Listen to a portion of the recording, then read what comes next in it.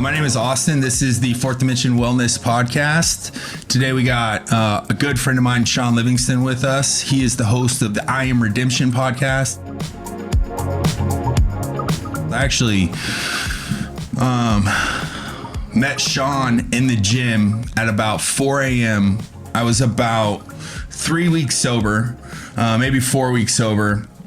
And I'm in the gym and I have a couple guys with me who I'm kind of showing around the gym. Cause like in my previous experience getting sober, one thing I knew is like, if I can start in the gym and start making my physical body feel better, then sometimes my spirit and my mental body come along for the ride. And so I was really adamant about it. It was like 4:30 in the morning. And I had seen Shawn in there. He's hard to miss, right? You walk in, he's the fucking biggest guy in the gym. I was like, this guy's fucking huge. And he was working out with this. Give me goosebumps, bro. Let's go.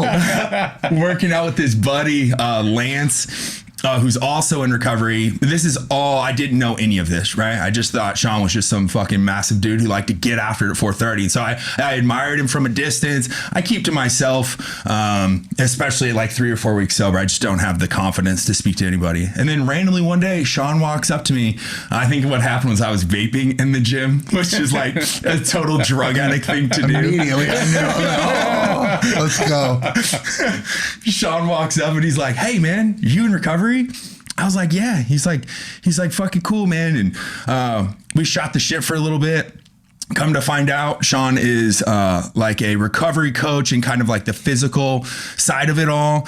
And so he's telling me about this company, and man, I remember thinking like, God damn, that's like exactly what I fucking have wanted to do for like 10 years. I was like, and I was fucking pissed. I was pissed. Like my first reaction was like, fuck. I was like, I thought I was original. You know what I mean? Like in my head, because I never stayed sober for more than a month, so I haven't explored the landscape, right? But in my head, this is a fucking original idea. I'm the only one in the field. Wait till I revolutionize it. And then this fucking jacked ass dude who's exactly what I want to look like comes walking over to me, tell me about he's already doing it. There's already a huge company. And so my natural reaction at about a month sober was to be really fucking mad, but smile because I still like Shawn. He hadn't done anything wrong. And then honestly, dude, like everything I've ever done in recovery, I use that shit to fucking plant my foot in the ground and pivot harder and fucking laser focus in. And I really wanted to, at that point, honestly, Fourth Dimension Wellness was kind of born. I was like, here's what I have to do, right? I have to branch out and know more than just the physical piece, right? Like I need to learn fucking everything about holistic wellness. I need to bring a team along for the ride. And, you know, I say this a lot when I'm coaching with clients. I'm like, man, you need to be like a dog on a bone. Like pick something you're fucking after and laser focus on that shit. And it was that day in the gym with this gentleman where I fucking was like, all right, let's fucking go. And there's competition in the game. Dude, I didn't know any of that. Yeah. I didn't know any of that. Yeah. Yo, props, because you took the idea and you ran with it, bro, and you've taken over the recovery coaching space. You've taken over the physical fitness recovery coaching space, and it's fucking awesome to see. I couldn't be more happier. But, dude, I remember you guys walking into the gym that day. The first day you guys come in, I knew you guys were already in recovery. You know what I mean? We got to play the tough guy shit. We're in the big boy gym, so we're going to stay from afar.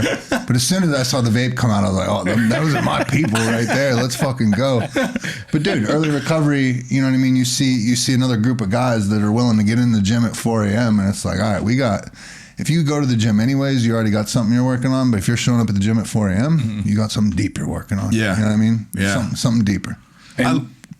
I love using that fucking anger, right? Like I talk to clients about this sometimes too. It's like, man, God gave you anger for a reason, right? Like, you know, I feel like sometimes early in recovery, your counselors and everybody are trying to take all the anger out of you. And to an extent, that's probably good, right? Brett was the angriest fucking dude I ever met. Yeah. But like, you know, that shit used to drive me at 4 a.m., right? Like my eyes would start twinkling at like 3:30 and I'm fucking mad. I'm laying in this fucking twin size bed in this fucking sober living house. You know what I mean? Like, I'm like, let's fucking go, right? Like, let's fucking change the direction of this life today. And dude, I just fucking dog on a bone with that shit ever since, man. And it's funny that you brought up the anger thing, right? Because it's kind of exactly where I was going is, you know, I guess a question to you, right, Austin, is like that you're 1 month sober, you see Shawn in there, right? And you have that piece inside you that's just like, even when you see or you start to talk to him and you're like, fuck, this is already taken over. I'm fucked, da da da da da, right? And yet you said you still put your foot in the ground and pivoted. Like, how's your outlook look different as you kind of like move forward? Just remembering that like thought process. The outlook absolutely changed. I was like, okay, so it's been done, right? That's actually a good sign, right? This guy fucking did it, right? And then the coolest thing, honestly, was the example Shawn led, right? Like I fucking saw him in there every fucking day, and on days when I would miss and I'd show up the next day, he'd be like, where the fuck were you yesterday? I was like, I fucking like this guy, man. This is my boy. It's the only thing I can stay consistent in my life, so you know I'm talking shit. Where the fuck were you guys? It's the only thing I'm consistent with. But truthfully, in my defense, it was just recovery days, but I still was like, God damn it. You know? Yeah, you're always going to feel that way. You know what I mean? And like you said, especially early on. And so you said, do you like attach to that too, right? Like, can you build off consistency in your life by consistency in the gym? 100%. Yeah. 100%. I tell people all the time that the gym is a very good metaphor for my life, right? How I'm showing up in the gym is usually how I'm showing up in life. Bro, if you're willing to get up early and go to the gym early, you're willing to do a lot of different things, you know what I mean? But that right there, man, that's especially if we're talking early recovery, like how important is a morning routine. Having that routine every day. I came from the military. I'm a very routine person, and so that was how I needed to start every day off. And at the time, I'm a trainer, and so I really needed to understand the importance of like I need to fill my cup before I can fill anybody else's. Because if you're a recovery coach and you're sitting there listening to stuff day in, day out, early recovery talk, people going through stuff, stuff you haven't dealt with in years, but you're hearing this beat in your head every day. Damn, I forgot where I was going with that. No, fill your cup first, man. No, yeah, you hear that every day. It's like at some point you have to be able to fill yours too. And so as long as I start my morning off with my morning medicine and really feel like I've addressed myself for the day, then it's boom, let's go. So 2 morning routines. What does yours specifically look like, and has it changed over time? You want to know what my morning routine looks like? Yeah. So I get up ridiculously early. He does. He texted me at fucking 2 a.m. the other day. And when I wake up and I have text messages, I'm up at 3:30. I was like, this fucking psychopath. Hey, dude, I get them from him at like 5 a.m. and I'm like, son of a bitch. You know what I mean? I'm still an hour from being up. I could tell you the story why it ended up this way, but I'm up at 2 a.m. I have an emergency alarm set for 3 that never goes off. But that morning time is my favorite time in the day. Number one, my wife works from home, and so I don't get much like quiet alone time. And so that's my time to wake up, do social media, fire off emails, fire off to texts. Hopefully hopefully their phones are on silent. But that's just when I get a lot of the work done. And then I'm able to be at the gym by 4:30 and be able to do all that. But, I wake up in the morning, pound some water while I'm making coffee, get the coffee in, and then read a little something or start doing my work, do my post for the day, everything like that, eat my first meal, and then get my clothes up and out for the gym and ready to rock. Okay, cool. I love that, dude. It always all starts in the morning. Dude, I want to know, Shawn, more like, man, what it's like having I Am Redemption. It's such a cool podcast. It comes from kind of spawned from your story and your documentary and like all these really cool ultrathon. Like you do shit, dude. Like I take pride in doing hard shit, but I'll be real honest with you, man. Like I'm never going to run a fucking ultra. Like I'm not even going to fucking try. Like it's just not in my cards. We could blame my body's not built for it, but we're the same size. So like, I don't even have that excuse when I fucking talk. Well, I'm not doing ultras now. And these past couple of months, me getting back into the running world has not been easy, trying to run 50, 60 pounds heavier than I was. But, I didn't mean to cut you off. No, I more or less just asking you about I Am Redemption. Like, what's that like? How's that like? Because, you're in recovery too. And like, now you have like this like kind of like pedestal almost and like really large voice in the community. And so like, what's it like, emotionally recovered and like all of that, like having a podcast of that nature? Like me and Brett have this room where we talk shit to each other, right? Like you got a different situation. Right. Yeah. I got very, very lucky. I definitely don't see myself as what you just said, but thank you very much. If I do have that voice, I didn't know it, but, dude, it sounds cliche, man. It really does. But, I've been pretty open these past, we'll say 6 months, about like letting God back into my life. And dude, it sounds dumb, but dude, there's somebody steering this ship and it ain't me. Yeah. Opportunities have continued to come my way. Amazing people have continued to come in my life. I just try to focus on helping people and putting good energy out in the world. And for whatever reason, good people seem to want to get behind that and you know, lend their support with it. And so I have an amazing team at TXI Studios down in San Antonio, far more than I've ever thought I'd be doing. I never thought I'd do a podcast, but when they presented me with the idea, you know, I've been very lucky with the documentary for my story to get out there with 100 Miles to Redemption. Mm-hmm. And that's truly what taught me that this world existed, where we could take all this pain and all this shit that we've been through and use it to help other people. I didn't realize that. Now, I know you can go to meetings and do that, but I didn't realize you can go speak to hundreds of people or do a podcast or have people from other countries literally message you that something you said affected them, and it's like that. And so it's the one thing I do, man, where it's like, I know now, like, what I'm meant to do. I know I'm here, and I've been blessed to have my, my story be able to get out there and impact people. And I know so many amazing people in the community that we're with here in Austin, because, dude, I've been all around. I've spoke all over. Our recovery community in Austin is second to none. And you go around the other places in this country, you realize how good we have it. And so it's like trying to amplify this voice of this strength we have in Austin and everything. And so I know all these amazing people. Let me help get their stories out there too. Mm-hmm. And so, and also I didn't ever necessarily want to make I Am Redemption a recovery podcast. Yeah. I didn't ever want to pigeonhole it, because we're all in recovery, but what I consume every day is not all just recovery. Right. What really impacts me is the stories of people going through adversity, whether it's a drug addict or an athlete, an actor, music, whatever. The very first thing with the documentary they had ever filmed was the trailer. And so documentary films don't make a ton of money. You know, it's usually a passionate filmmaker gets his own money together and creates a project. And so they did that. And so the first thing they had filmed was the trailer. And they did an event trying to get some excitement to go around the movie. And so they invited 200 Austin runners to this place in downtown Austin, and they played the trailer for them. And so they ended up playing this trailer, and dude, all these runners in Austin, they knew me as an ultra runner, but they didn't know like me or my story. Mm-hmm. And so all these people that I look up to, because I think they're all doing well in life, the lights go off. They play the trailer, and within 3 minutes now, every person in that room knows I was a 4-time felon, heroin addict, kicked out of the military, homeless, family doesn't talk to them, all my deepest, darkest shit. And then the lights come back on, and I'm freaked out. Like, what are these people going to think of me? Oh, my God. And, bro, I remember talking on the mic for a couple minutes, and in my head, I'm like, man, these people are just going to walk out. They're going to think I'm a piece of shit. And, dude, every single person in that room when I was done converged on me and sat there and told me about their brothers, sisters, cousin, uncles, mother, whatever, childhood trauma, fucking every suicide, mental health, addiction, you name it. And it was like, that's what hit the light bulb off for me. It was like, wow, man, if I'm willing to be vulnerable and open up about my stuff, I'm seeing firsthand what it does for other people. Now, I never thought anything was really that crazy about my story, or, you know, it was just my story. I got my shit together, started running a little bit, and people noticed. Mm-hmm. And so it's like, if I don't understand why this is all happening, but it's happening, so let's go with it. Yeah, man. And one of the beautiful things that you just said there too is it's not just the recovery space, right? Like, obviously we all have our shit, right? Yeah. Sitting at this table, guys that you know, in the rooms, out of the rooms and stuff like that, but everybody, right? You were talking about the 200 people, the 200 runners.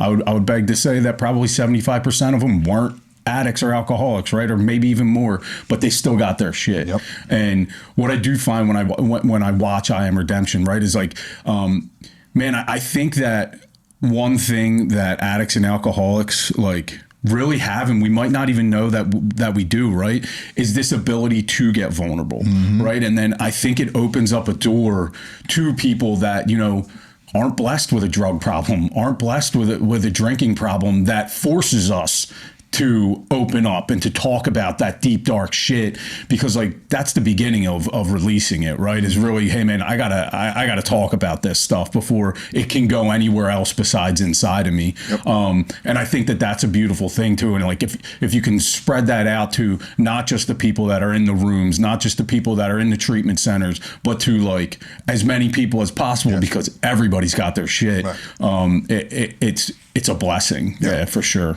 Dude, I say it all the time. We are all recovering from something, and there's a stigma around this addiction shit. What I've come to realize, for one reason, I was my family's biggest secret. Right? Everybody would always ask, "How's Shawn doing? How's Shawn doing?" I'm a fucking junkie. What are they gonna say? So I was a secret, and it's the same way. Great. It's the same way for most of us as addicts. We're our family's biggest kept secret. If every family has one of us. You know what I mean? I go up and I talk to hundreds of people, and one of the first things I'll say is I'm willing to bet everybody in this room is either related to or connected to somebody who suffers from addiction, alcoholism, or mental health. And every eye in that room locks onto me. And so it's like, if we all have this, why the fuck are we not talking about it? Yeah. Right? There's only a stigma because we're not talking about this stuff. And so if I do have a platform, if I do have a voice, if I do have the ability to go use this shit, why would I not do it? Because when I got sober, man, to me, the most selfish thing I could ever do would just be get sober and go on and live my life. Because if I don't use this to help other people, then what the fuck was it all for? What was it all for? Yeah. It's like going to college and not using your degree. It doesn't make any sense. I did exactly that. Yeah, me too. I'm good at doing shit that don't make any sense, bro. I mean, in the moment, it seems like it does make sense, but and to that, right? Like in the moment, like when I'm struggling with something or I see somebody struggling with something, it's like, man, it was just ingrained in me or innate. I don't know what word to use really, but like that, like, let's not talk about it. Right. Yeah. Let suffer in silence. Like where I'm from, right. We were talking about earlier, like the Philadelphia area, right outside of Philadelphia. That was kind of a thing, man, whether it was like, I don't want to put it on anybody else, right? But like, it was just the culture that you were brought up in. It's like, man, have a problem, but like, keep it to yourself. Bro, we are raised, you're from Philly, I'm from near Pittsburgh, bro. Like Youngstown, steel capital. Yeah. Like we are raised blue collar. You bury that shit down. You don't say anything about it. Fucking, you are raised to be tough. You can see it in people's work ethic from up north, the way they talk, the way they act, their demeanor, everything.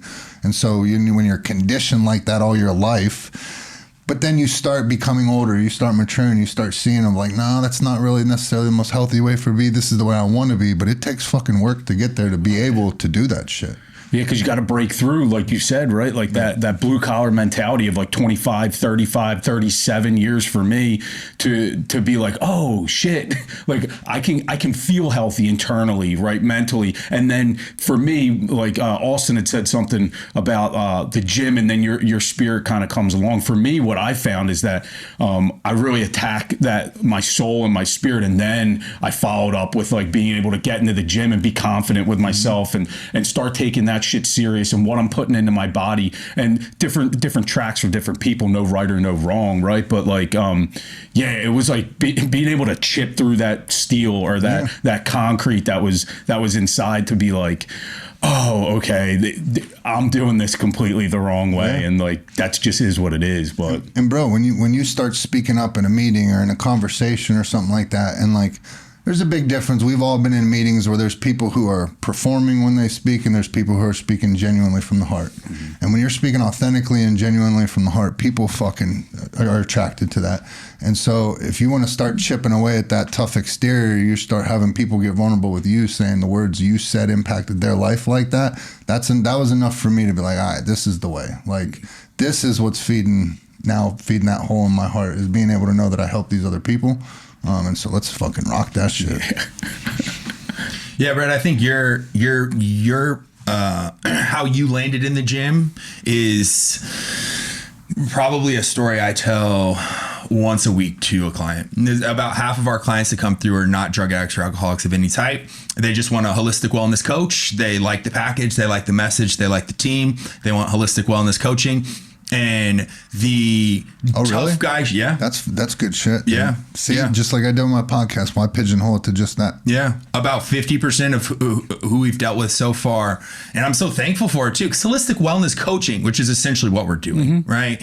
We talk about recovery when you're in recovery, because I'm in recovery, and it's a great landing ground for everybody. But dude, it's holistic wellness coaching. It's always been holistic wellness coaching.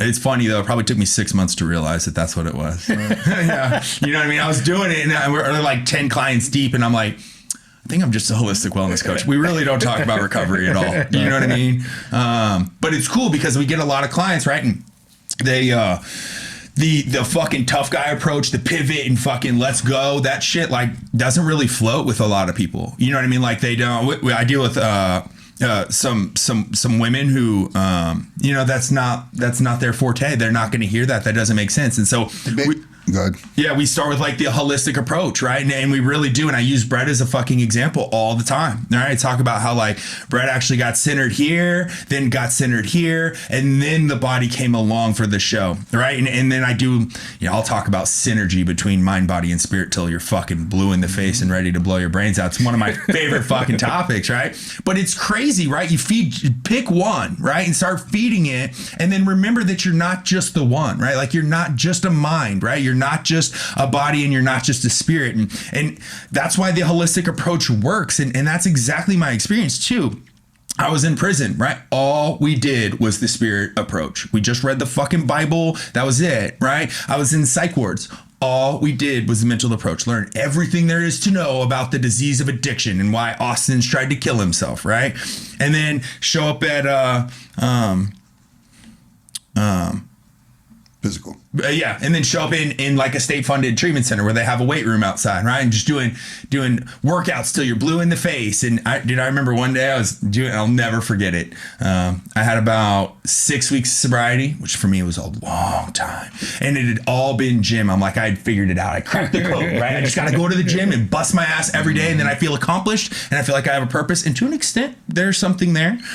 But I was completely neglecting the spirit and the mind. And I'm doing bicep curls in the gym one day. I'm like, fuck this. And I sat them down and went and bought dope, like just like that. And so, you know, just to circle back, right? Like the holistic approach, man, is it seems to work, and it seems to bring everybody to the table for fitness, you know, because you lose people if you get too, I lose people if I get too rah about it. 100%. Yeah. Yeah, we don't often get to coach people that are like us. Mm-hmm. You know what I mean? Like, it's very rare. It's because for them it's easy. You know what I mean? Those like, are the people who don't come to the gym. I don't have to convince you to come to the gym. You already get it. You know what I mean? But it's the people that don't, and you get them to see and understand that it is achievable and do. But what were you going to say? Just kind of like backing off of that was just the one feeds the other way. It doesn't matter which track it goes. It could land in the middle, right? You start with the heart or you start with the mind, and then they start feeding one another. And that's absolutely how it worked for me, right? First, it was the heart. And I think you talk about this, and we talk about it all the time, dude. Just like the first time he met me, he thought I wanted to fight everybody in the room. And quite honestly, my mind was probably telling me the only way that I'm going to prove myself in here is by beating everybody's ass in here. And I was like 170 pounds at the time, melting away. Do you know what I mean? Like, this dude's eating chicken with his bare hands in the corner. And I'm just like, all right, you know what I mean? I got to buck up to everybody in here. Like, and that's how my mind worked. And we were talking about the blue collar thing is like, you know, fight, you know, prove my worth that way, scream, yell, whatever it is. And then all of a sudden my heart starts opening up while I'm sitting in treatment with this guy. And then all of a sudden it shifts into the mind thing. For me, it was around a lot of meditation, and then opening up into like reading spiritual text around like the way kind of the energy shifts in the world and stuff like that. And then, you know, now I'm sitting at 220, pretty healthy. Right. I'm a guy that has diabetes, too. So I got to keep watch on that. I'm all over it. That's not something I looked at all. Now I treat my body like the temple that it is, like it's been loaned to me. Right here. You can borrow my car. Right. Mm-hmm. You know what I was doing with that dude's car for like 30 some years, man? Dirty Mike and the boys. Oh, yeah, dude. The mind, body, spirit was the absolute key for me. Dude, you know, as an addict, I throw all my eggs in one basket. I get out of the military. I get diagnosed with PTSD, depression, anxiety disorder, panic disorder, agoraphobia, you name it. And their answer to that was to slide me 15 bottles of pills. I tried it. At the end of the day, it didn't keep me happy, didn't keep me sober. Pills are what got me in trouble in the first place, so it always just kind of felt like a Band-Aid to me. Yeah. But I tried it, and it didn't work. Tried going to the therapy groups.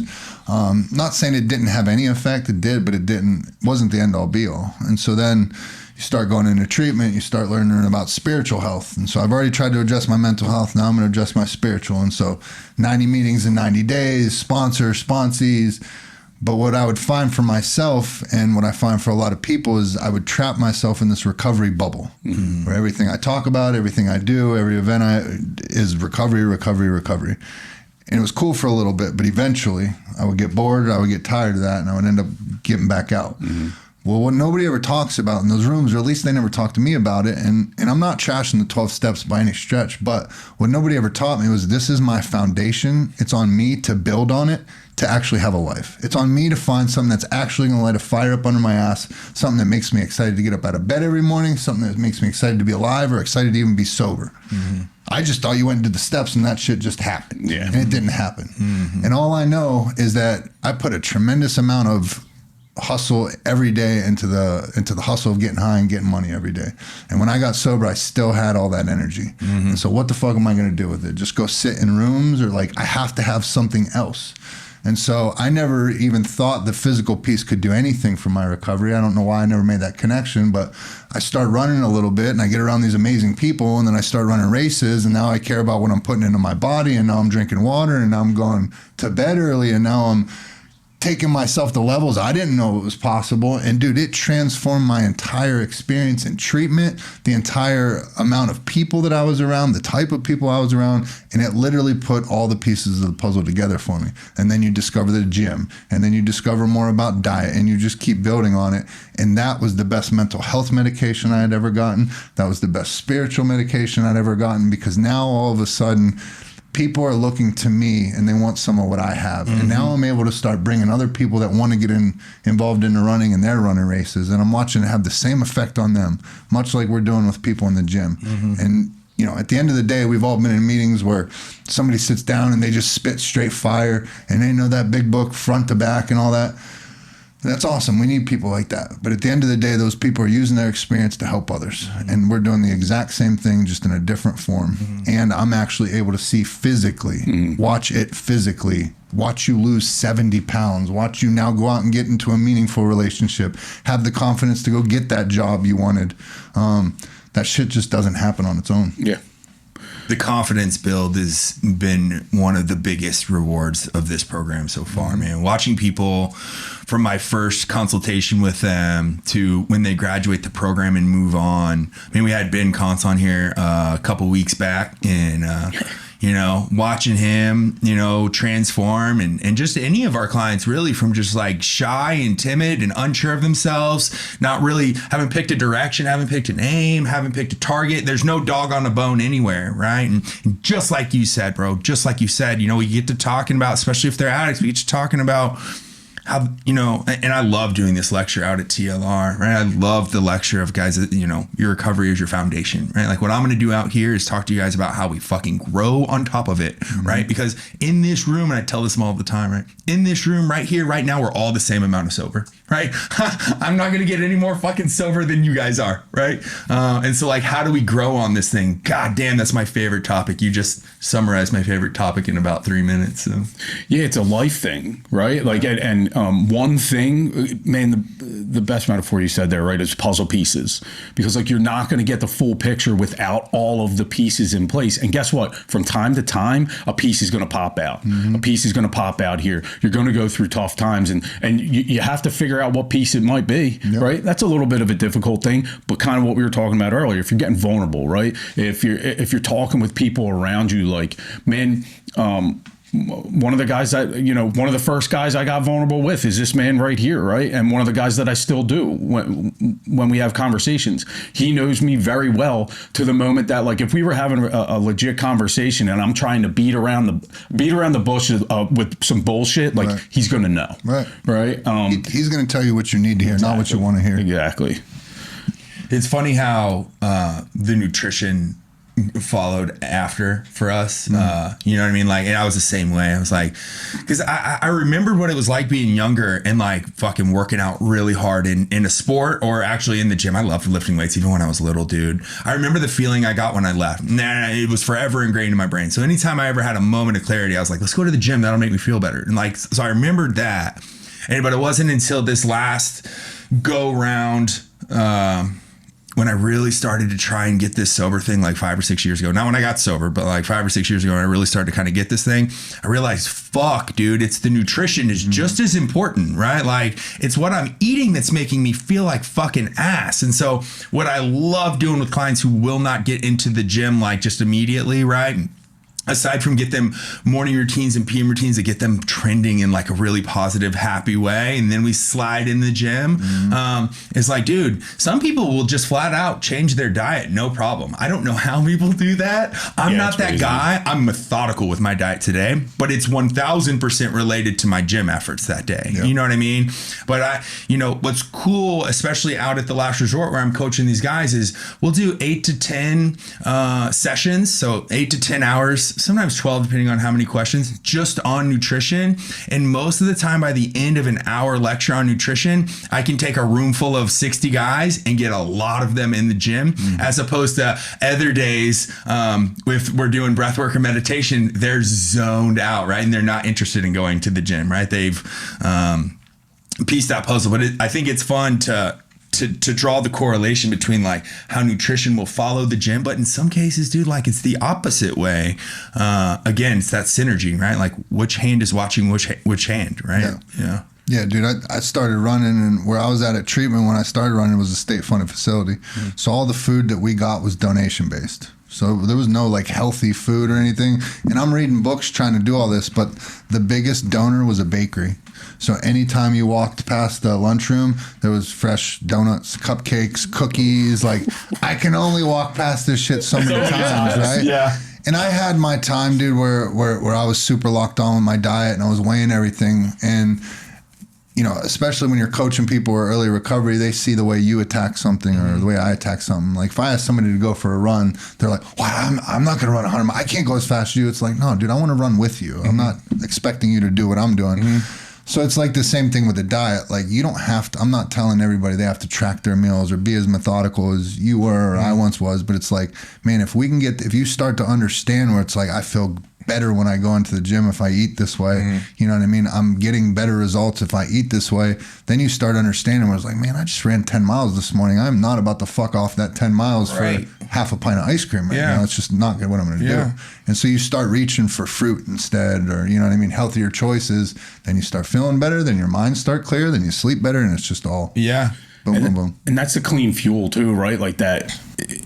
For me, especially because I did either I wasn't eating or I was just eating like trash. I think you tell a story, right, where you're just like, when you would eat, you'd be like, "Where's the Taco Bell?" Right, and you just roam into the Taco Bell, same type of thing. Taco Bell, huh? I would eat such bullshit, bro, but I wouldn't hardly ever eat. I would eat. I do that. Yeah. I'll miss a couple meals and I'm like, man, I ate Whataburger. I need the calories. Yeah. I don't even like fast food, but no, I don't eat fast food at all today. I'll eat Whataburger every now and again. If I'm gonna fuck it off, it's gonna be Whataburger. It's gonna be Whataburger. Triple meat Whataburger. Especially if I'm craving it, bro. It's like, fuck it, dude. I just ate perfectly for like 3 weeks. Like, what am I doing? Let's not get weird with this. Let's go fucking eat some bullshit. And then you get the best pump of the week in the gym too. Yeah, fuck yeah. All that salt. Great stand for Whataburger on here. Whataburger, if you want to be a sponsor.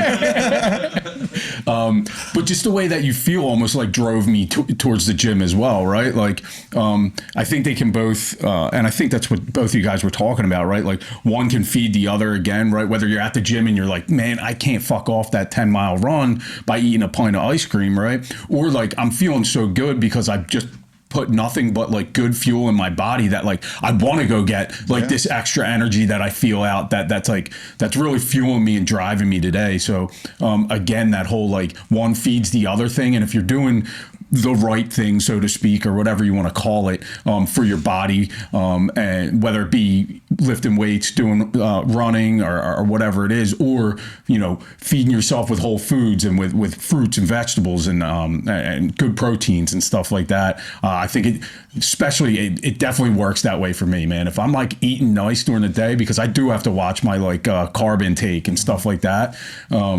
That like I'm feeling so good that when 4 o'clock at the end of the day comes around, 5 o'clock at the end of the day comes around, the only place I want to be is that gym for an hour and a half. Yeah. Yeah. Keeping that homeostasis, right? Yeah. Instead of these like, and today I do this because I'm not a fucking doctor. I'm not a certified nutritionist. A bunch of certifications, but I'm not like a doctor of this subject, right? And so my best way to teach it and understand it is to keep my diet as steady as the water, right? Just perfectly even, and then introduce things that could fuck it up, right? Mm-hmm. You know what? One of the craziest things I ever witnessed was I introduced Red 40 after not having done food dyes in like a month. Break it down. You went with a Red 40. Yeah. I thought he was going to, I introduced some brown rice and some Red 40. Yeah. I have this chemical compound there. Yeah. No, I do this all the time. Because, dude, I get these questions from guys, right? What do you know about this? The balance of Red 40 and Yellow 5 was off. So go ahead. Red 40 is a crazy one, though, bro. I felt like I went like, now mind you, right? Like I used to IV heroin and cocaine into my neck, right? And so like I felt crazier things. Yeah. But as far as like being totally sober and like treating your body very, very well, you can really feel these spikes. And that Red 40 was like this crazy manic feeling for like 20 minutes and then just to crash out like I was coming off dope. Yeah. Now, on a smaller scale, right? But it was fucking wild. And it's like, goddamn, like I've been eating this shit my whole life. No one ever fucking told me. And like, I wonder how many times I've ate something, right, high or fucked up, and then I get a crash from it, and I'm blaming it on the drugs. Yeah, on the drugs and not the food. And dude, I witnessed this all the time. So for 2 years, I managed Infinite's PHP house. It's where I really kind of had this beautiful little pool of people I got to learn from and watch. And what I noticed was guys who ate like shit, man, would feel like shit. And, you know, there's a direct correlation there between like your well-being and like what you're eating. And the wild thing is too, is the circumstance that our brain builds, right? We talk about our buddy last week, right? And when he would melt the ice cream down and literally drink a whole pint of ice cream. Yeah. So, but his thing was he was so underweight from all the drugs that he was using. I'm just trying to get the calories. And he would mean this. Yeah. Like he would say this to me to my face with no laugh. I would laugh at him because like, that's insane, dude. And he'd be like, no. But he already gained that weight back. Yeah. Oh, no, I know. Well, yeah. But that's the circumstance. And that's how fucked up our brain is, that it's like, well, no, I need to keep doing this to keep the weight on. Right. And it's like, bro, what the fuck are you doing to yourself, man? That's insane.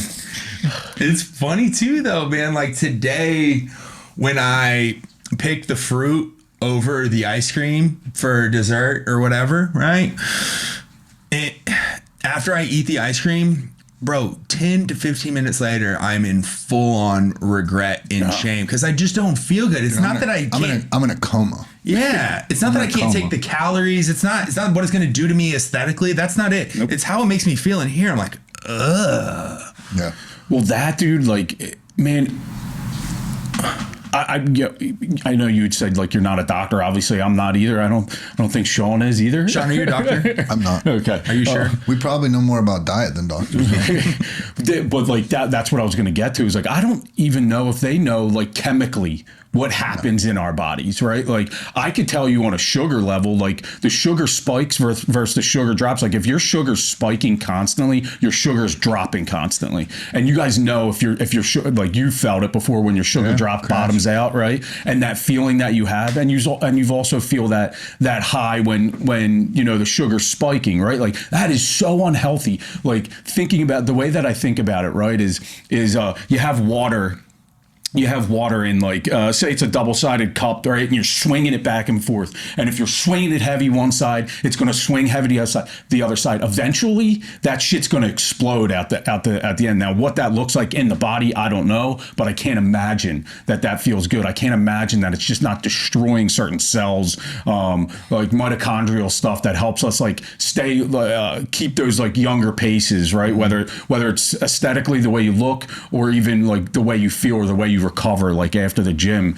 And it's just like a wild thing that this stuff's just like freely bought, you know what I mean? Here, go eat a pint of ice cream, melt it down even, and get it into your body quicker. Don't worry about it. Right. And just what it's doing to us chemically cannot be healthy. And people don't even think outside of like the carbs calorie aspect, but every time you're jacking up your insulin, you're causing your body to go in fat retention mode, like, and you're sitting there just trying to fight the current the whole time. Yeah. You're setting yourself up for failure.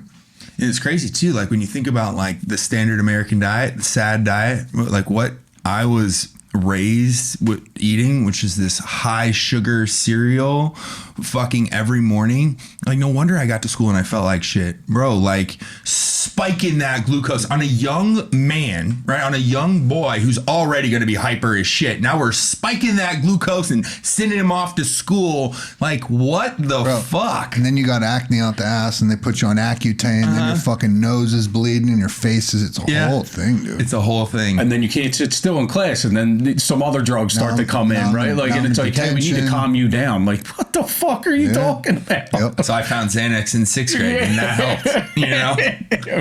Started buying hundreds of them by 7th grade. Yeah. But then I was doing too much. So in 8th grade, I started buying ounces of Coke. You know, the normal steal. Just leave it back out. Yeah. Normal 8th grade life. Normal 8th grade life, bro. No big deal. Stupid. Yeah.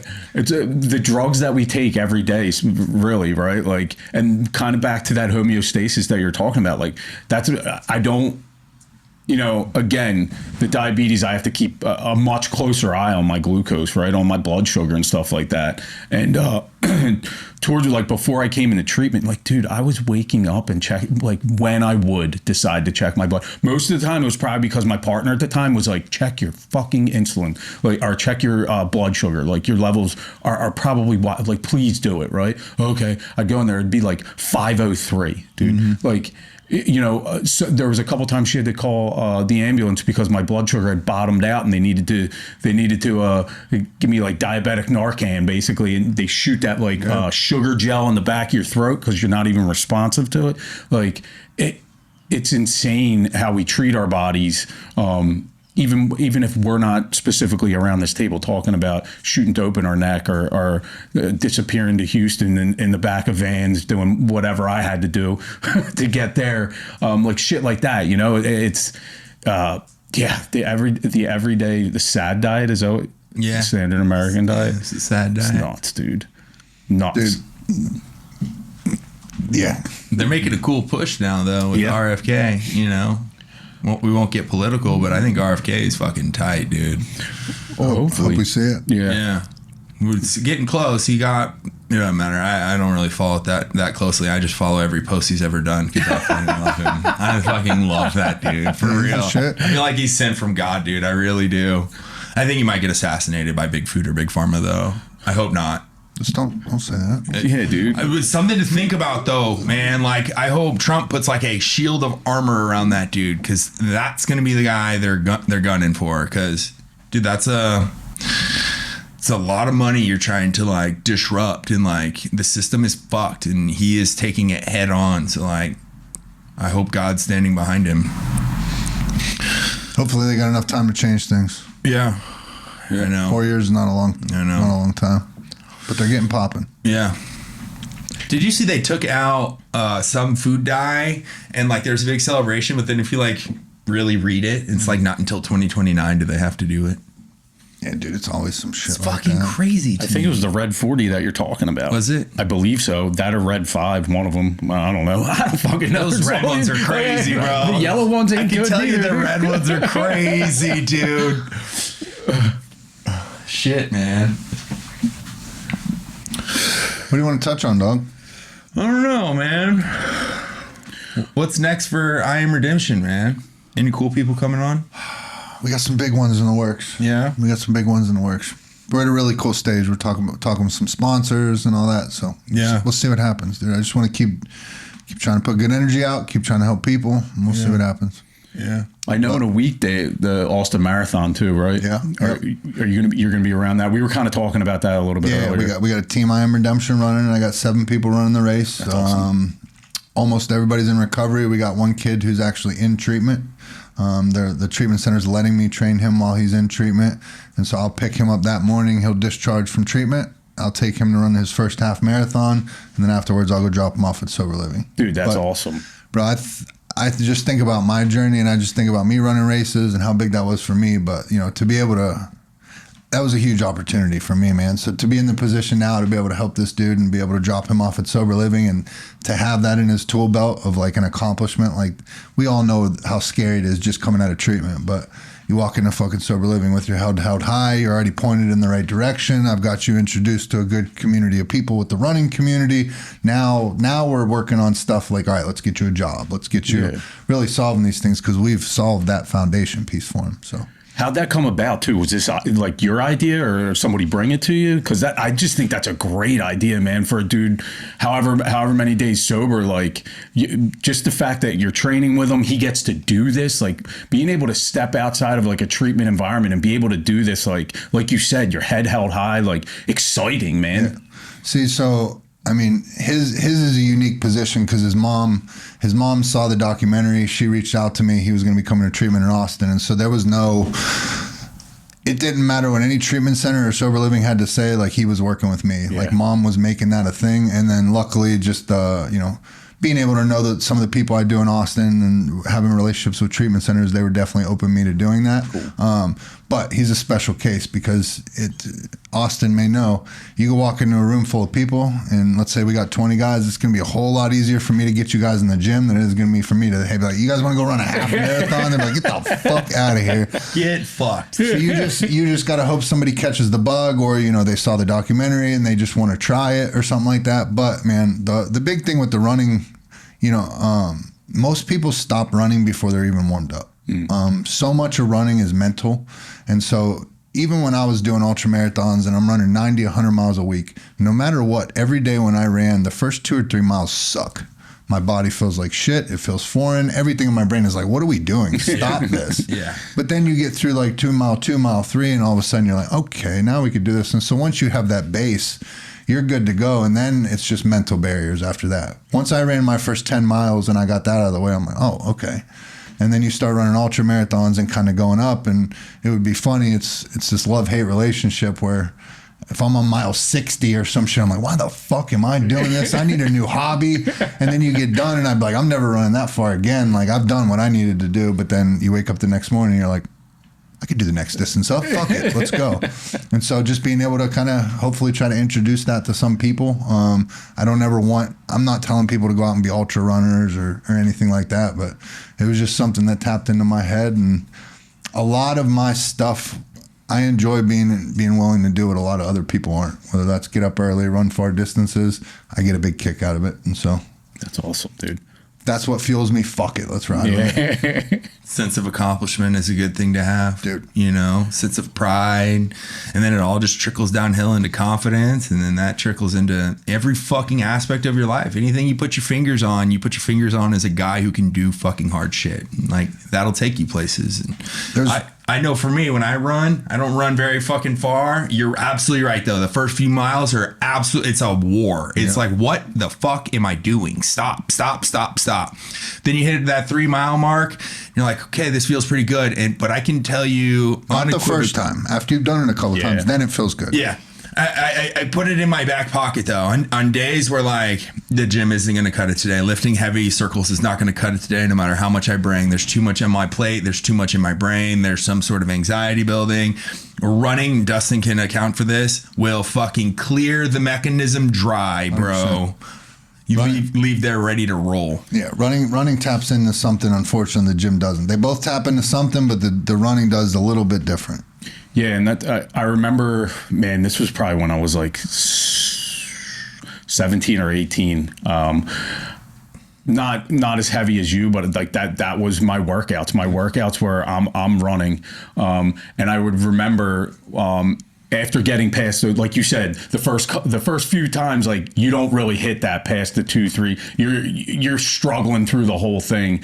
But I remember the first time I hit that, and for me, like the early on running, like I couldn't do anything else but like really circulate around like how I'm breathing. Right, I got to get as much oxygen as possible, and then I broke through that barrier, and I'm just flipping up my phone, like, oh, what type of song am I going to put on for this feeling, because I am just jacked up, like that little notch that you feel in your knee early on, where you're like, oh, I need to stop because of that, right? Or the thing that tinges in your back, oh, need to stop because of that. None of that's there, and you're just cruising. And I'm going running hard. I remember my buddy saw me running the one time, and he pulls over his car to like say hello, and I'm screaming at him because he cut me off in the middle of like that absolute like yes, like it's such a different and cool feeling that like I've never felt before, when you're just like in that zone, but it happens to be, you're doing something extremely physical for your whole body and your mind. Right. Yeah. Do you know why I think most people should run?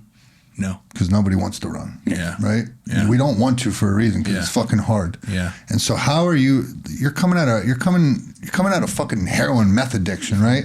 Fucking, you've led a hard life. Then all of a sudden life is completely different. You don't have that security blanket and shield over you anymore, or drugs. And now you're out in the world and shit starts happening and you get your heart broken, all these things. If you haven't tested yourself, how the fuck do you know how you're going to react? Right? If you haven't ever been to war, you don't know how you're going to react in war. But if you put yourself in that shit every day, I know how I'm going to react. So I know if I get drug into deep waters in life, I've been here before, man. I know what I could fucking do. If you want to sit there and try to go through everyday life, it sounds dumb, but like, go out and run 10 miles. Go out and run 10 miles and then go through your everyday struggles and all that. That stuff seems very minute, because it's like, motherfucker, I just went out and grinded 10 miles. This ain't shit. Yeah. And then you just keep going up more and building on that. And I think I have one client, he always sticks out to me. He's the number one. I'm sure you got him too. It might be you. But you got that one client where it's like, that's why I do this right here. Mm-hmm. And he hears everything inside this one dude. And, bro, he was overweight, quiet, timid, just everything. And, but he was willing. Mm-hmm. And he started coming into the gym. This dude would show up an hour before our session. He'd be upstairs on this Stairmaster doing cardio. And then he'd come down and he would soak up every word that I said, every little cue I gave him, everything. He would sit there, and then he would stay an hour after our workouts and he would try to perfect the form, right? This motherfucker was willing to do anything. Like, for that dude, I will go to the ends of the earth. Fuck yeah. Anything. Yeah. And so I can remember sitting there having a conversation with him the one day, and bro, I'm a big motivation person. Like, I need to be inspired. And so that's what took me from running. Like, I wasn't inspired anymore. So that's what got me into the gym. And so it's, where am I inspired at today? And so I was telling him early on, dude, I was like, I always pick people that are far above me. And that's what I'm going to work towards. Mm-hmm. And I discovered two people. One was Jocko Willink and the other one was Cameron Haynes. Mm-hmm. And I was watching Rogan and I discovered these guys, and I see this motherfucker Jocko, and every day he's taking a picture of his watch, and he gets up at 4:30 in the morning. And I was like, yeah, motherfuckers wake up that early? What? Like, I didn't know humans did that. Like, he's not even in the military anymore. Then I see Cameron Haynes fucking jacked, running hundreds of miles and all that shit. I didn't know humans could do that either. And so I'm sitting there telling him, I'm like, bro, you have to identify these people in your life, lock on to somebody and be like, that's what I'm going to beat right there.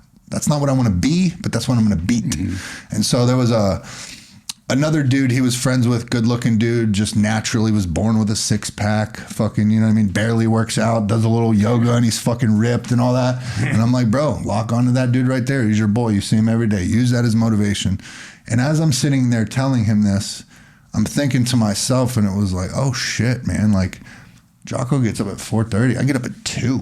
Like, that's kind of cute. 4:30. Fucking Cameron Haynes is big, but I weigh more than him now. And I'm not taking away either of those dudes, but it's like, wait a minute. Like, I latched on to these people and I fucking put my head down and I just fucking grinded it, and I never even picked it up to realize what I was at. And so now it's like, oh shit, now who am I locking onto? Now what am I going to work towards? And so just being able to identify those things in your, in your recovery, in your life, in your fitness journey and all that, and fucking just go for it. Yeah. Yeah. And the one thing you said there too, willingness, is it's something that I say to people that I do work with, right? Is like, I cannot manufacture willingness in you. Mm-hmm. And it's a beautiful thing to see, because, you can put together nutrition plans, you can put together workout plans, you can manufacture all that stuff for those people, but like, you cannot manufacture that willingness that comes from within. And it's something that I absolutely know, because I never, right? Like, I had to look for that. I don't know where I found it or where it comes on a daily basis, right? That I want to go do this versus I need to go do this, and the willingness kind of just like it's almost, it comes in like the fuel, right? But with that fuel, that healthy fuel that we were talking about, and it is a beautiful thing to see when you see that person that's just like, and they're doing the note taking with their eyes almost, right? Like, man. Push aside that person that's sitting there writing everything down. I mean, that's cool if that's what you need to do, but like that person that like is intently listening to you and you know it, right? Like, you know, everything that you're saying, everything that's coming out of your mouth is making some sort of impact or brightening some bulb in that person's light or in that person's head. That, man, even if they take exactly what I'm saying to them and they do exactly that or not, but they're taking something that I'm saying and they're like, shit, I'm going to build it this way. Right? Kind of what you said, be, not be. Yeah. Yeah, bro. If you're willing, like, I don't write training plans for people anymore. I'm not writing you a workout plan. You need to prove to me that why I need you to write this workout plan, because I've written hundreds of them, thousands of them, and fucking how many people actually use that shit? I put all this fucking time and effort into how many reps and sets you need to be doing, which exercises, what split you're on. I sat down here and poured my heart into this because this made a difference in my life. And now every time I see, motherfucker, I've told you 15 times to keep your fucking elbows tucked when we're bent. Like, what are you doing? You obviously don't care. You're not willing, right? So, like, you're wasting your money working with me. I'm wasting my time working with you. But I get somebody that comes in and fucking, they're noticing every way my elbow goes, and they're asking me questions where it's like, all right, bro, like, I'll write you a plan. I'll write you a plan every fucking month if you want one. Like that, you just have to be willing. Yeah. Same shit in recovery. Yeah, the willingness is it's super important. But, you know, I have a little bit of a different approach because half of what we do with holistic wellness is in, especially in the recovering space, is try and help people become willing. I totally understand the frustration, and to a large extent, they still have to be willing, right? Like, you have to be willing to reach out to me. You have to be willing to set up a consultation. You have to be willing to sit down and take notes and listen for an hour. So all of that willingness has to happen, right? This is the reason you have a company doing this and I don't. there is a method to make people willing, right? It's really honing in, and I talk about this a lot. Consistency and intensity are two things we are going to intrinsically get you doing. And you do it by finding what they're passionate about first. Like, what's working now? Or is there anything working now? Is there anything you're interested in now? What avenues are you willing to explore? And sometimes you start with very small baby steps. And what happens is we do these little small baby steps until all of a sudden we've walked half a mile, right? And now I make them stop, pivot, turn around, and look at the progress we've made in a very short time doing very little effort. Then people start to get a little bit of confidence and they start to feel like they can actually do this thing. And then we start to slowly build on it. But the trick is, right, essentially attacking it from all angles, right? Attacking it from the mind, body, and spirit through simple routines and affirmations and confirmations and letting them know, like, hey man, delayed gratification is a real thing, but just so you know, we've been taking little baby steps and, like, look how far we've already come, right? And then people start to feel this pride and sense of joy, and then the willingness starts to just kind of unfold. And now all of a sudden during my sessions, it's not so much me speaking as it is them just fucking asking me a zillion fucking questions, like, whoa, now you need to slow down a bit, right? Like, we can only cover so much ground. And so it's cool. It's cool to watch people go from maybe a little bit willing to, like, fucking ready to rock. Now, let me elaborate a little bit. So when you're doing recovery coaching and stuff like that, there's often times where there's people that want to sign up with you because they want some of what you have and they know you can get them there. There's also another thing where mom and dad think it's really a good idea that my kid works with you, and they don't give a shit about this, right? These are the people I'm talking about. Yeah. Now, I look at it just like I look at recovery. When you're willing and you're ready to get sober, I'm going to be here for you, but I'm not going to fucking chase you anymore, right? I did that at the beginning where I was newly sober and I want to save everybody. As a recovery coach, I never want to have a client that relapses. That's not the fucking case. That doesn't happen like that. And so at the end of the day, bro, I'm going to show up to you for 100%, but if you can't show up for me for 100%, I will not chase you. You need to want it. And so that's what I'm talking about. And yes, it's on me to motivate people. I'm not somebody, if I show up and there's 20 guys here, I will try to motivate each and every one of you. Now, what I will not do is if 5 guys are over here, they don't give a shit about the workout. And I've tried 2-3 times to get you guys involved. I've tried different ways to motivate you, different tactics. It hasn't worked, but now I'm finding myself having to put more focus on telling you to shut up or stop fucking with him or put that down. You're going to hurt somebody, this and that. Now I'm spending all my time talking to you and I'm neglecting these 15 motherfuckers that want to get after it. So that's what I'm not willing to do anymore. So these are the people where then you come up to me after that group and I've just told you all that. Hey man, will you write me a plan? Fuck no. Yeah. Show me why I need to write you this plan. Yeah. I absolutely will if you know what I'm saying? If you want to play the game. Yeah. No, you're absolutely right. And we experienced that today. Me and Brett experienced that today. We take on pro bono clients, right? Totally free. It's costing, it doesn't matter what it's costing, but it takes a lot of time. It takes a lot of our time and a lot of our effort. And because they haven't put any skin in the game, they think they want it, and they've convinced me in some drug addict spiel that we're so fucking good at that it's worth my time and we should do it. And my heart is fucking so in this thing. It's very easy to because I want you to want it. Because I want you to want it. I Yes. want to help you. I see the potential in you, right? And then we get 2 sessions in and now I can't get them to show up for their session. I can't get them to sit down. They're not doing anything we've talked about. And it's like, fuck, like what are we doing? You know what I mean? And so now Brett and I have a much more meticulous checklist to get these pro bonos going. And I actually currently have one. Brett hasn't met him yet. We actually currently have one who I'm kind of regretting. So it's part of it. I don't, in pro bono, like I'm just saying, if I'm working with you pro bono, I'm holding you to a higher standard. You're not missing sessions. You're not doing any of that because like you're a father, right? I don't even have kids, but if I line up 5-6 clients, sandwich them in a day, and now these 2 guys in the middle didn't show up, that's 2 fucking hours you could have been at home, sitting with your daughter, sitting with your wife and all that. But now you just woke up a little bit late. Mom and dad paid your bill, so you didn't really feel like you needed to show up. And so that's why it's like, if you want to work with me, like invest in yourself. If you know you've paid for the sessions, you're going to fucking show up. It's not like you're just going to let however much your sessions are just fly out the window. Yeah. You know what I mean? Yeah. It's frustrating. It's super frustrating. It really gets me and Brett to check like where we're at spiritually and emotionally and it's like, okay, this is what we signed up for and we're getting better at it. 40 Wellness it's young. We're a year old. So we're still learning. We're still getting our groove, still bumping our head against the wall occasionally, but the fucking benefits and reward we get. You were talking about having clients who are just super willing and they just soak it in and they just fucking get better.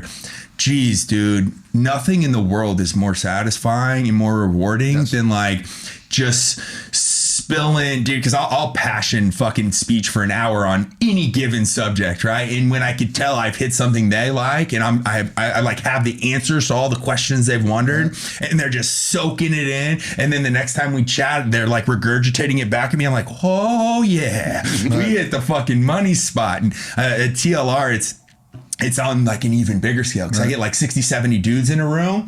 Now, like you said, 10 of them completely zoned out playing fuck ass in the corner. Like, that's fine, right? I'm not talking to you guys. But the other 50 dudes are fucking writing notes on like what I'm saying. And all I'm doing is talking about things I'm passionate about and things I love and things that help me become better as a man, as a father.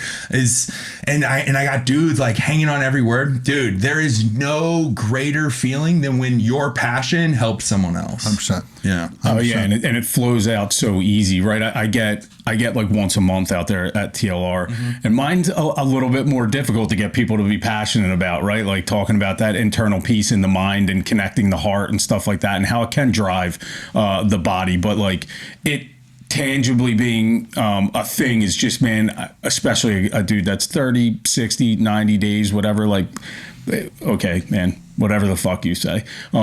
But like, I am passionate about it, right? Even if I see 15 to 20 of those 60 guys doing it, I'm like, fuck yeah. Right? Like, I'm super pumped that like somebody's that interested to hear me, like Austin said, talk about the thing that I'm passionate about, something that really projected me to where I think, where I act, how I show up in the world today. how I show up in the gym today, right? How I show up around my health and all that stuff today. But the fact that I am passionate about it, and you see one person even be like, oh, this is interesting, I'm going to write this stuff down, or let's do this. You can see it in the body language, and yeah, it's just like, oh, yeah, this is fucking cool. You fucking kill it out there, dude. Those guys love you. Dude, and so much of it, especially like at TLR, because I've done hundreds of groups out there, but like when you go up there and you're starting to speak from personal experience and they start understanding, because they see you walk in, you've been this to them the whole time. Mm-hmm. They've never seen the old you. But when you can start to paint the picture of like, yo, a couple years ago, this is where the fuck I was, and this is what I did, and then this is what I'm doing now. They're like, oh, wait a minute, I want to do that. You know what I mean? Because take one look at Austin, 99.9, bro, I'll never fucking be that, I'll be that big, but I was there when this dude was a third this fucking size, and now he walks in and I'm like, Jesus, I need to hit the fucking gym. Like, I've been slacking, you know what I mean? But that's what you see. Yeah. No, and just like you said too, I think it's important to paint the picture of where you began too. It's a mistake I made early on, actually. I'd get them passionate about nutrition and all that, but I'd really get them passionate if I could make sure that I painted the story of like, yo, dude, like I didn't fucking pop out the womb like this. Why are you passionate about diet? You know what I'm saying? Why? Yeah. Because I would go into these treatment centers, and like the treatment center I went to, let's say, they always show the documentary. And so I'll go back there and speak, and instantly the guys know I went there or whatever. They're like, oh, you're the dude that ran 100 miles. They're like, I could never do that. And it was like, whoa. At the time, you know, when this is going on, bro, like I sat in that exact seat. I couldn't run 2 miles my very first run. I was still smoking a pack of Newport today. I had never fucking been in the gym. Like, what do you mean you can't do it? Like, I'm not a runner. I was never a runner growing up. Just running was punishment. Mm-hmm. Yes, you fucking can. And getting people to understand that, like, yo, you could do this shit pretty. It's just you got to put a little sweat equity in. Yeah. Takes a certain kind of animal though to run 100 miles, though, bro. That's wild. I feel like you shoot yourself a little. It's even funnier when you hear, because I've heard you speak several times, and the part that always makes me laugh is I used to smoke a pack of Newports a day. I'm like, what? How did you run? Because it's just like Brett was talking about when he runs, it's just like the trying to breathe thing. Yeah. Well, that's the running helped me quit smoking, but then I was vaping the whole way through. There's a funny part in the documentary if you ever watch it. There's a part where it's not, you would never know it just to watch it until I tell you this, but it's nighttime and I'm in my feelings. Like I'm out there, it's fucking cold, lonely, like what am I doing? And I came through and the director's there, and at an aid station before, you have to understand you're running 100 miles, right? Yeah. Now, he's not concerned. He wants you to finish, but he's concerned with what shots he's getting, right? Mm-hmm. And so, like, I'd come up over this hill, and he's like, hey, Shawn, will you go back down over there and, like, run up over this hill? And I was like, fuck no. I want to be done. I'm not running one more step if I don't have to. And so I was, like, in my feelings for whatever. I'm going through it, and I was like, give me my vape. And he's like, you're going to take it with you? And I was like, yeah. And so you can see me going back out on the trail. And I'm like, yeah, I'll give it to you at the next one. But like, I'm taking my vape out there. And this is back when like we had the big shit. Yeah. Like, so I'm taking this fucking 3-pound brick with me out into this ultra marathon. And I didn't even hit it because I had it. And I'm like, if somebody sees me hit this right now, they're going to be like, what the fuck is wrong with this dude? But yeah, it was just that's retarded, funny, dude. Oh, God. But dude, and I want people to know, like, I was not, running was punishment. Like, I could barely run 2 miles. Running was never, I didn't know ultra running was a thing, but man, it just tapped into what it needed to. Yeah. And do you know what, I talk about this a lot, and you've heard me say it. Do you know what Arrested Development is? Yeah. Not the show. Oh, no. Everybody always goes with the show. Yeah. So Arrested Development, the term is basically the idea that we freeze the development of our brain at whatever age we started using hard drugs or alcohol. Mm-hmm. And I think that's big for people to know and understand, because I didn't realize that I started doing hard drugs and alcohol when I was a teenager, right? And then I did that all the way up through into my mid to late 30s. Now, when you get sober, you're still not that fucking 18, 19-year-old person. And so once your brain starts to heal and you catch back up, you need to get out and discover, what are you into? What are your interests? What are your likes? Now, if I was never into running growing up, so I would have never tried that shit. Yeah. But had I not gone out, got out of my comfort zone, got around a good community of people and tried this shit, and it was like, oh, wait a minute, I am a runner. Like, how the fuck did this happen? You know what I mean? But if you don't get out there and try that or do those things or understand that concept, you're just going to go back to what you were always comfortable doing. Which is a wild thing, too, especially for a lot of us, is, you know, Austin was talking about Xanax in 6th grade, right? Like, that's wild. That's wild. Dude. Yeah. But like, I had my stomach pump when I was 7. I remember that story. Yeah. But like, think about that, right? Well, I'm just going to use you as an example. Mine was like 13, I think, right? Like early on, like just the arrested development, the pausing of the mind, and you're almost going through this time warp of like nothing but drugs and alcohol, no development, no mental development, no look as to who you want to be, who you think you can be, or what the fuck you even want, right? Yep. And then you just pop back up on the other side. And for me, I'm 37, and like it's like you're kind of like frozen in that fear, right? And you're not, like you were talking about earlier, right? Like you're not told that piece of it. Right. It's like, do this, and you'll be able to stay down this path, but you're not talked about, oh, and by the way, you're 37 now, not 14. Right. And you have to figure out what maybe you wanted to be or could have been from 14 to 37, and don't have any shame around it or anything like that, right? Or don't have any regret around it or anything like that. Just keep moving forward, and you're just like, fuck, like what? I gotta what? But it is like if you can find some solace around it, like you said, figuring something out, whether you're 35, 37, 40 or whatever it is, that like, oh shit, I do like this. This is who I am. But, but I just kind of latched onto it a little bit later. Right. Dude, one of the biggest pieces that was toughest for me to put down was understanding that, like, as I stepped into sobriety, I was still trying to take this like street convict mentality of like, I can't snitch, I'm fucking gangster, tough guy, whatever. And like, it's all bullshit. Like all that stuff's bullshit. But what I do know about Arrested Development is, bro, I remember standing in treatment, looking in the mirror at 35, 36, 37 or whatever, and my hat was fucking crooked, my pants were down on my ass, and I talked crazy.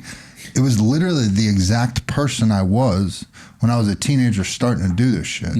And I had that moment where it was like the light bulb went off, where I was looking in the mirror like, what the fuck am I doing? Like, this is not how a 37-year-old man carries himself. This is not who I want to be. Like, what, I want to still live by this fucking stupid code? Like, no nice woman wants to marry that. No self-respecting company wants to hire that. What the fuck am I doing? Like, I don't live in the movie Scarface. Like, you know what I'm saying? Like, why am I acting like I do? But that, I don't know, that shit's very real. And so getting people to understand, it's like, we are so conditioned in this life, in this world, to live comfortably. Everything is so comfortable. If you don't get out there and test yourself, you're never going to know who you are in sobriety, or who you are as a fucking human being. And you won't even know what reward feels like if you don't put yourself through some pain. I was listening, I don't know what podcast this was, but it's probably I'm Redemption. But this guy was talking about that specifically, right? Like finding things to put yourself into pain, right? He kept saying pain because it is like a heavy trigger word, like put yourself in pain, so that like when you take your wife out to a nice dinner on a Friday, like it feels better than the guy that does it every day, right? It just feels nicer, better, because like I fucking worked for this week, because I put myself through those struggles. The 2 a.m. wake ups in the gym at 4 a.m.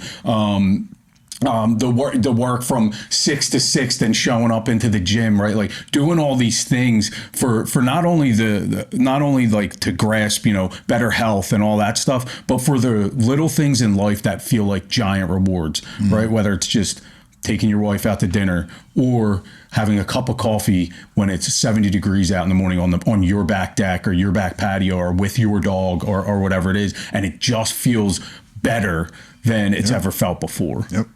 Hands down. You were just saying something. I was going to build on it, but I didn't want to interrupt you. I know I forgot. Fuck. I like it, man. I like it. What were you just saying? I don't know, what was it? Building on it, identifying something. Putting yourself through pain. Oh, there was just this. Thank you very much, sir. There was a. Bro, my memory is going to shit lately. Mine is too, dude. It's not good. It's not good at all, bro. Every time I speak now, bro, I'll forget where I'm at in my own story. Like, I'll get up there and speak. I did it when he saw me speak. Luckily, I can make people laugh when it's happening, and just highlight the fact that my fucking mind's going. But I'm really trying to frantically think of where I was at. But because I'll get in like. my shit changed where it's like, all right, you start off telling your like recovery story, right? Well, then the movie came out and I travel around. Well, everybody knows the story. And so now it ends up becoming, all right, what's your message? And then being able to utilize little sub stories you have in there to prove, you know what I mean, to further prove your message. But so a lot of the times I'm just freestyling where I'm going, and then I'll forget where I was going with him and be like, oh, fuck. I do the same thing. Bro, it was like a good 3-minute fucking point where like I did not know, and everyone's trying to like remind me and shit. But yeah, whatever we were just saying. Yeah, I mean, there's good supplementations for both of you thought losing people, you know? Like what? I just need to hire my. Never mind. Never mind. No, I mean, hard work is good, man. Hard work breeds more hard work, and I think that's sort of where you guys were going with that, right? There's a part in your brain that's only activated by doing things you don't want to do. Yeah. The anterior mid cingulate cortex. See, we need. And that's deep in there too, isn't it? Yeah, It's they call it the David Goggins part of the brain, which is funny because he keeps talking about running, right? Fucking crazy marathon runner. And there is something to be said from that. It's like, I think most people, you know, they look at running, and I do this too, just to brush it off as to why I'm not running ultra marathons. Oh, I'm not a runner. Motherfucker, I don't have the grit to do it. Like, that's what it is. It's like, if I were to laser focus on doing just running, I would probably figure it out, right? And get pretty far. But like, you gotta have the grit. You gotta have the grit, and it's all about the grit. And that dude's wild, man. David Goggins. Yeah, with like what he does. What is it each and every day? And he'll like yell at himself to put his shoes on, to put his running shoes on in the morning. His internal dialogue with his shoes is hilarious, bro. It's hilarious. He sits there awesome. Staring at his shoes, being mad at his shoes for like 45 minutes before I'll put them on. Dude, I do the same thing though sometimes, man. It's like, I don't want to do X, Y, or Z, and I'll have this internal dialogue. I used to have the internal dialogue for an hour. Today it's just like, man, shut the fuck up. Like, I know I'm gonna do it, so like, what are we playing games for? Like, I know what's gonna happen. I do the laugh at myself thing, right? Like, whenever my brain tells me, like on the ride home, I have like a 20-minute drive home from work, right? And like on the ride home, it's back and forth. Like, you don't need to go to the gym. Don't go to the gym. Yeah, you're good. You know, you're kind of tired. You've been working hard this week. And then I just start to laugh at myself, like as I get probably pulling down my street before, like, you're going to the gym. You know you're going to the gym. Because like, that is, I don't want to call it a safe space, but in my, like I said, right? Like, I put all of these good pieces of fuel in my body all day. What the fuck am I going to use it for? Sit on the couch and watch TV? Fuck that. Fuck that. Let's go. Yeah, it's definitely like I'm always going to laugh at myself. It's like souping up a muscle car and just letting it sit in your garage. Drive that motherfucker. Drive, baby. Well, shit, fellas, we got anything else we want to talk about, or we want to move on with our days? Super Bowl pick here, Phillies fan? Phillies? Who are the Phillies? You mean the Eagles? Whatever, bro. You're from Philly. The Eagles. Okay, I know you said you're upset about the Super Bowl, but like, who are you a fan of? The Cowboys? I'm from Texas. I know you're from Texas. Yeah, so there should be no question. I mean, most Texans don't even like the Cowboys, though. Yeah, both of y'all can go back to wherever the fuck you're from. Okay, if you should rep the city, you should rep the team that you're from. Like, I think you can like whoever you want, but I'm from Philadelphia. I know. Oh, okay. And so I support you liking the Eagles. Like, I do. I support that. I think you should at least have ties.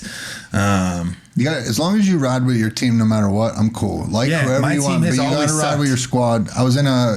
Not long ago, I was in a conversation with a Cowboys fan, and we're going back and forth, and I'm a Steelers fan, and so we're talking shit. We're going back and forth. Steelers fan because you're from Pittsburgh. You guys are proving my point. I was just raised right, but I actually kind of like the Steelers. You know, they're kind of an I just like the hard hitting. Did you just say we're an underdog? What? You guys are stable franchises. Watching? Recently, you guys have absolutely been an underdog. Yeah, we're trash. But you guys are still the steel curtain, and I like it. I like it. I was in the conversation with this Cowboys guy, and another dude tried to jump in the conversation. And I was like, who do you like? And he's like, I like New England, and I like this team. And I was like, No.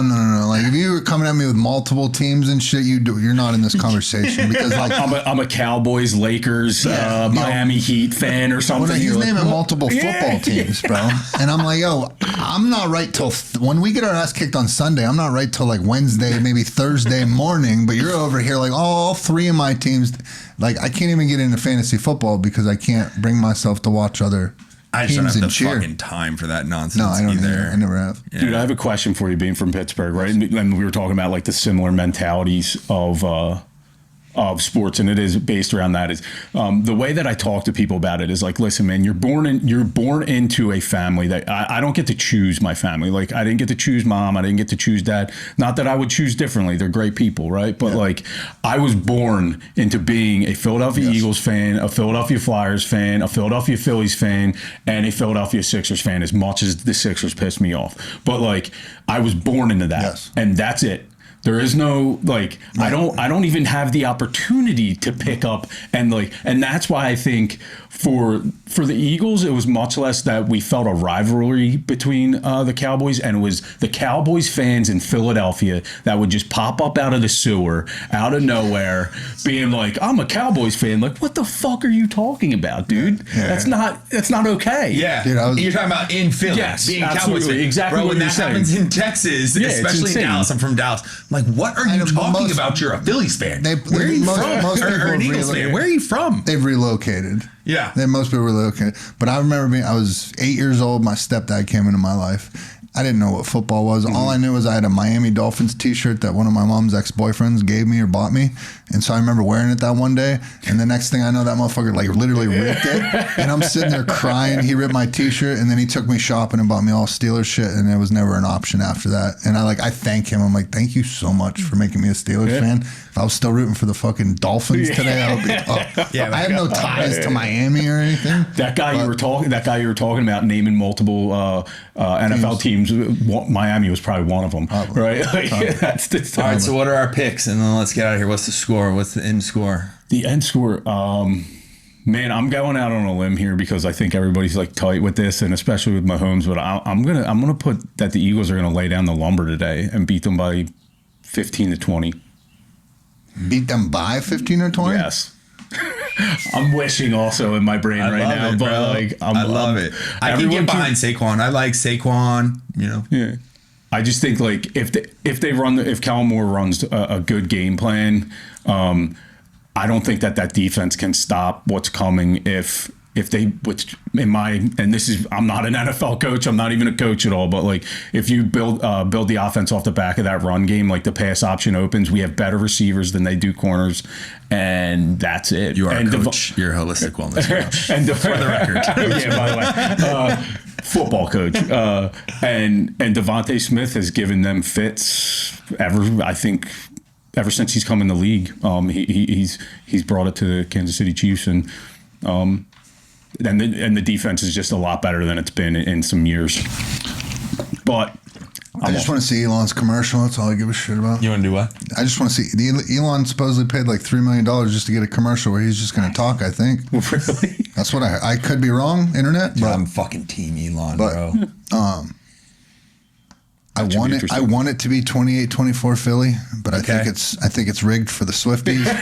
They're trying to lock them all down as fucking fans, so they're going to give them the three-peat. They're alienating all the real football fans, trying to fucking court these fly-by-night ones that as soon as the Chiefs aren't good next year, they're all going to be gone anyway. So they think like, well, that's how a $9 billion company would think, right? Like, we think that this stupid plan is going to make us $11 billion. I get trying to tap into the younger market. I think that's what they're trying to do. They're showing games on Nickelodeon and shit like that. They show games on Nickelodeon? Yeah. They slime people. There's cartoons on the shit. Yeah. You didn't know that? Fuck no. I think it's kind of cool to bring in young kids. I think that's great. But when you take the NFL Shield and now all of a sudden like on NFL.com it's all about fucking Taylor Swift and all that shit, like what are we doing? This is why I don't tune into football. I just don't tune into sports. I don't want sports and politics to mix. I don't want sports and this to mix. I tune into sports because I want to watch sports. That's it. Agreed.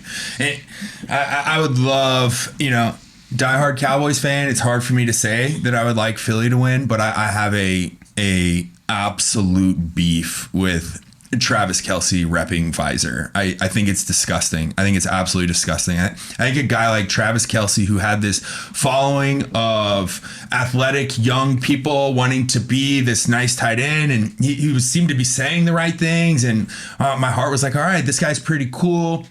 And then the next thing I know, dude, he's repping big pharma and Pfizer, and then the Taylor Swift, and it's just like I won't be able to stomach watching him throw down some touchdowns today. And so against what is in my DNA, I'll be cheering for the Birds today. So I'm hoping. How many yards Saquon get? I'm going 115. Is he going over a buck?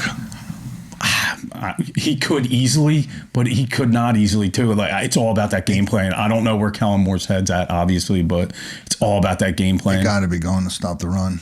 I would think so too. But then that opens up the pass, and what are you going to do? And that's why I think that's why I'm going 15, 20 points. and that's a lot of wishing. Kenny Pickett's coming in halfway through the first quarter. He's going to win us the Super Bowl. That's what.